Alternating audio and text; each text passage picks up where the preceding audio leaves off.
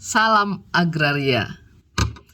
Oke, kali ini kita lanjut tentang hak guna bangunan ya. Jadi hak guna bangunan adalah hak untuk mendirikan dan memiliki bangunan di atas tanah yang bukan miliknya sendiri.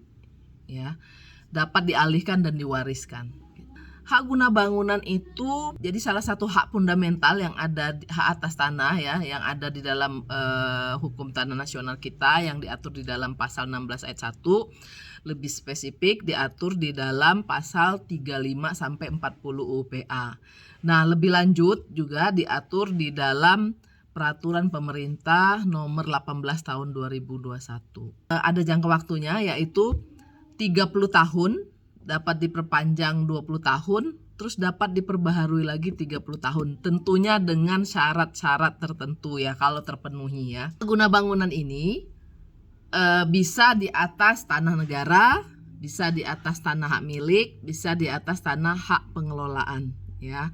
Kalau di atas tanah negara, pengajuan permohonan haknya langsung kepada negara melalui kantor pertanahan ya.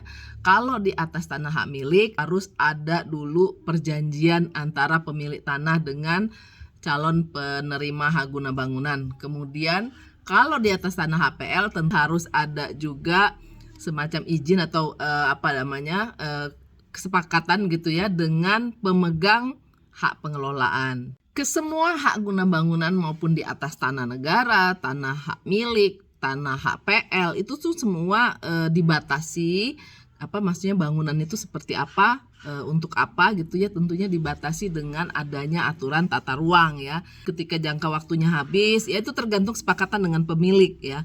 Nah, kalau yang di atas HPL itu harus sesuai dengan tujuan atau diberikannya HPL kepada instansi yang memegang HPL tersebut gitu ya. Jadi nggak boleh keluar dari situ. Jadi harus sesuai dengan pembangunan itu.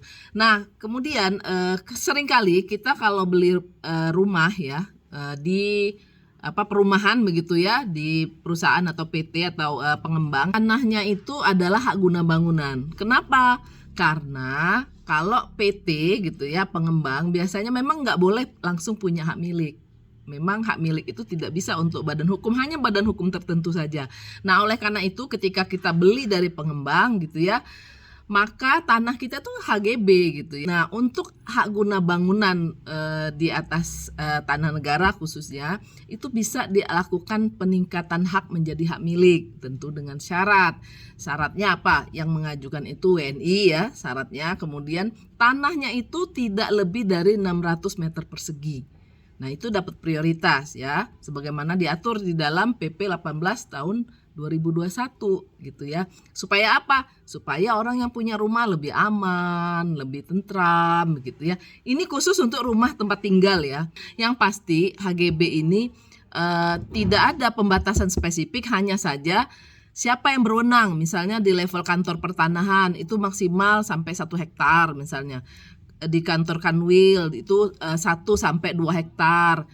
2 hektar ke atas itu menteri, tapi itu juga tergantung kategori. Nah, jadi silahkan bisa dipelajari ya, ada banyak di website maupun di peraturan-peraturannya itu bisa diketahui, bisa tanya-tanya dulu langsung kalau mau mengajukan permohonan. Jangan lupa ya, HGB ini juga nggak boleh diterlantarkan. Jadi HGB, HGU, hak pakai itu tuh maksimal 2 tahun sejak dia menerima sertifikat gitu ya.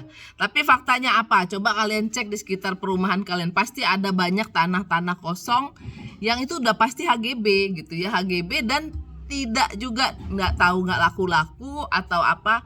Itu banyak yang terjadi. Ini tinggal pemerintah aja mau ngecek gak sih di perumahan-perumahan gitu ya. Kenapa?